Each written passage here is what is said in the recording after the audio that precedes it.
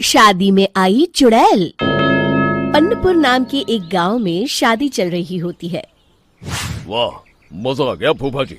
शादी में क्या खाना बना है? बाराती तो उंगलियां चाटते रह जाएंगे। हाँ, तुमने सही कहा। पनीर की सब्जी का तो कोई जवाब ही नहीं। दूसरी तरफ पंडित जी फेरों की तैयारी कर रहे होते हैं कि तभी वहाँ एक चुड़ैल आ जाती है।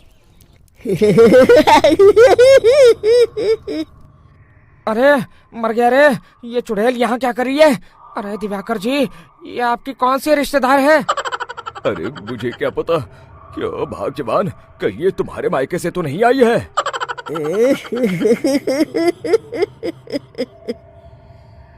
तुम लोगों की इस गांव में बारात लाने की हिम्मत कैसे हुई? मेरे रहते इस गांव में किसी की शादी नहीं हो सकती। अब तुम लोग देखो मैं क्या करती हूँ। अरे मर गया रे, मैंने सुना है ये जबान की पक्की है। भागो रे भागो, वरना ये चुड़ैल किसी को नहीं छोड़ेगी। हाँ, तुम सही कहते हो मोहन भाई। यहाँ से भाग लेने में ही हम सबकी भलाई है। देखते ही देखते शादी के मंडप में भगदड़ मच जाती है और चुड़ैल सब कुछ उजाड़ कर रख देती है। फिर एक दिन मोहन की शादी तय हो जाती है। अरे भाई, अगले हफ्ते मेरी शादी तय हो गई है, लेकिन इस चुड़ैल की दहशत के मारे तो मेरे हाथ पैर कांप रहे हैं। अरे मोहन, तुम्हारा दिमाग तो खराब नहीं हो गया? तुम अपने साथ साथ हम सब गांव वालों को भी बलि का बकरा बनाना चाहते हो? उस चुड़ैल के रहते तुमने अपनी शादी के बारे में सोच भी कैसे लिया? देखो गोपाल, डर तो मुझे भी लग रहा है, लेकिन उस चुड़ैल के डर से मैं जिंदगी भर कुंवारा तो नहीं रह सकता। तभी वहाँ मोहन के होने वाले ससुर आ जाते हैं। अरे ससुर जी, आप?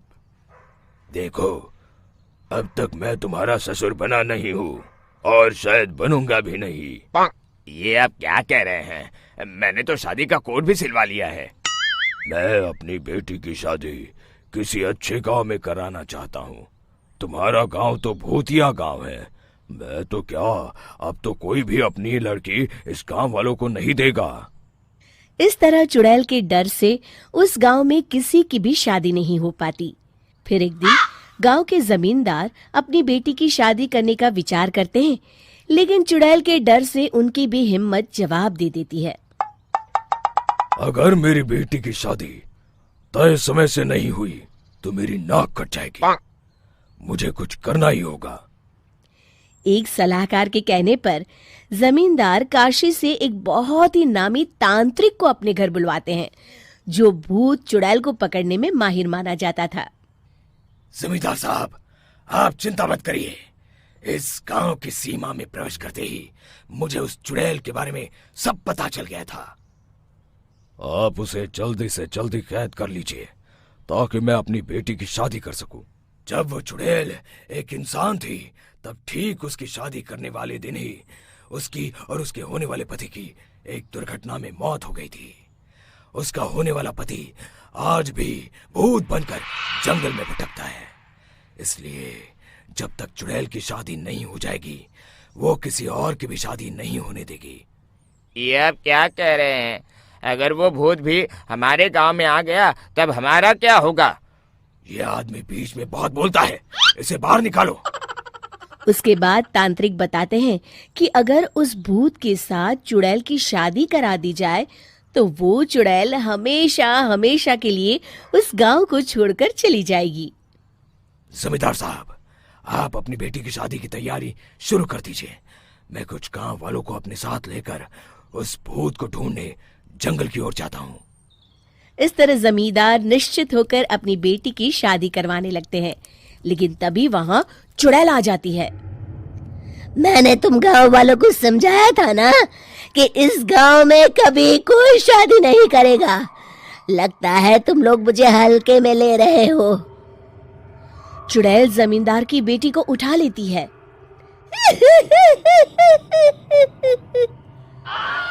अब देखती हूँ बिना दुल्हन के तुम लोग शादी कैसे करोगे। मैं इसे अपने साथ ले जा रही हूँ। छोड़ मुझे, पिताजी, मुझे बचाइए। अरे कोई मेरी बेटी को बचाओ। तभी तांत्रिक उस भूत को लेकर वहां पहुंचता है। अरे भाग्यवान, रुको, इन मासूमों को परेशान मत करो, मैं आ गया हूँ, अब तुम मेरे साथ चलो। चुड़ैल बहुत खुश हो जाती है।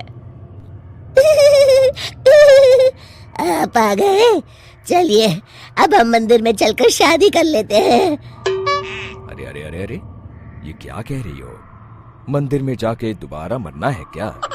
चलो, आज से हम जंगल में रहेंगे। चुड़ैल चली गई, अब मेरी शादी हो जाएगी। इस तरह सभी गांव वाले खुशी से झूमने लगते हैं।